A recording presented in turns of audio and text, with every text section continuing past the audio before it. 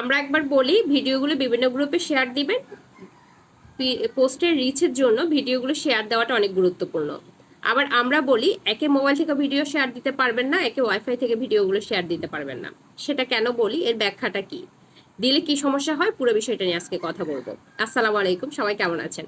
আশা করছি সবাই খুব ভালো আছেন। যিনি বা যারা যেখান থেকে এই মুহূর্তে আমাদের ভিডিওটি দেখছেন, যদি ভালো লেগে থাকে প্লিজ লাইক কমেন্ট শেয়ার দিয়ে পাশে থাকবেন। আর ভালো লেগে না থাকলে নিজের মতো স্ক্রিপ্ট করে চলে যাবেন। যেটা বলছিলাম, অবশ্যই আপনার ভিডিওগুলো বিভিন্ন গ্রুপে শেয়ার দিবেন। আপনার পোস্টের রিচ বাড়ানোর জন্য, ভিউ আনার জন্য অবশ্যই বিভিন্ন গ্রুপগুলোতে শেয়ার দিতে হবে।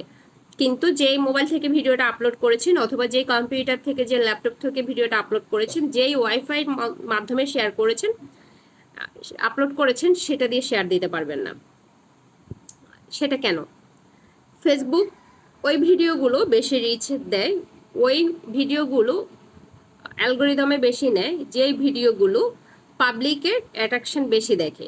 ভিডিওটা আপলোড করার পরপর পাবলিক রিচ এঙ্গেজমেন্ট যখন বেশি থাকে, ওই ভিডিওটা ফেসবুক বেশি অ্যালগোরিদমে দেয়, মানে auto algorithm, reach algorithm for ইউতে বেশি বেশি করে দেয়। তো আপনি যে ওয়াইফাই থেকে, যেই মোবাইল থেকে ভিডিওটা আপলোড করেছেন, নিশ্চয়ই এর একটা কোড থাকে, ওয়াইফাইয়েরও একটা কোড থাকে, আপনার মোবাইলেও একটা কোড থাকে।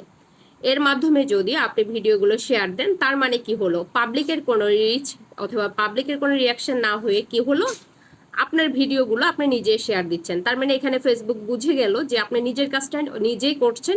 তখন ফেসবুক এটা অটো জেনারেট অথবা অ্যালগোরিদমে অথবা এসইওতে নিতে সময় নেয়।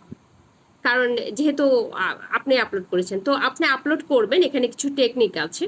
সেটা হচ্ছে, যখন আপনি যেই ওয়াইফাই থেকে আপলোড করেছেন, আপনি যেহেতু এটাকে প্রফেশন হিসেবে নিতে চাচ্ছেন, এখানে ইনভেস্ট হিসেবে যেটা করতে পারেন সেটা হচ্ছে আপনি বাসায় অন্য একটা রুমে অন্য একটা ওয়াইফাই, অন্য একটা রাউটারের মাধ্যমে অন্য আরেকটা ওয়াইফাই কানেকশন নিতে পারেন। যেহেতু আপনি এই কাজটা প্রতিদিনই করছেন, যেহেতু এটা আপনার একটা প্রফেশন হিসেবে নিয়েছেন, সেই ক্ষেত্রে আপনি মান্থলি একটা চার্জের মাধ্যমে অন্য একটা ওয়াইফাই কানেকশন নিতে পারেন, যদি আপনার এমবি ঢুকানোটা বেশি প্যারা হয়, অথবা আপনি এমবির মাধ্যমে করতে পারেন। মূলত এই কারণেই আমরা বিভিন্ন কন্টেন্ট ক্রিয়েটার যারা নতুন একদম, মানে যারা আমাদের চেয়েও নতুন, মানে আমরা তো অবশ্যই, আমি অনেক ক্ষুদ্র মানুষ, আমি অত আহামরি কিছু বুঝি না, আমি আমার অভিজ্ঞতাগুলো প্রতিনিয়ত আপনাদের কাছে দিচ্ছি। আমি আমার শিখার, যে আমার জানার একটা সীমাবদ্ধতা আছে, নিশ্চয়ই যারা আমার কন্টেন্টগুলো দেখেন বুঝতে পারেন, আমি যা জানি তাই শেয়ার করি, এতে বুঝতে পারবেন আমার সীমাবদ্ধতাটা কতটুকু।